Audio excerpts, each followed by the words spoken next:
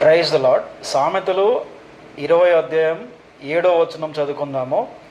యథార్థ వర్తనుడగు నీతిమంతుని పిల్లలు వాని తదనంతరము ధన్యులగుదురు అని ప్రభు చెప్తున్నారు.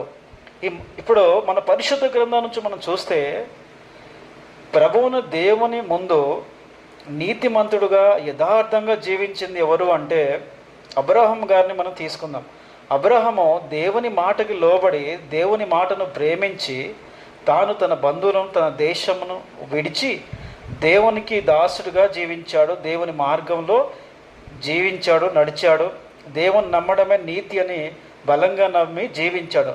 కాబట్టి దేవుడు అబ్రహాము సంతానమును తన తర్వాత తన తదనంతరము దేవుడు అబ్రహాం సంతానమును ఆశీర్వదించాడు. అలానే మీరు కూడా నీతిమంతులుగా యథార్థంగా జీవిస్తే దేవుడు కూడా మీ పిల్లల్ని ఖచ్చితంగా ఆశీర్వదిస్తాడు.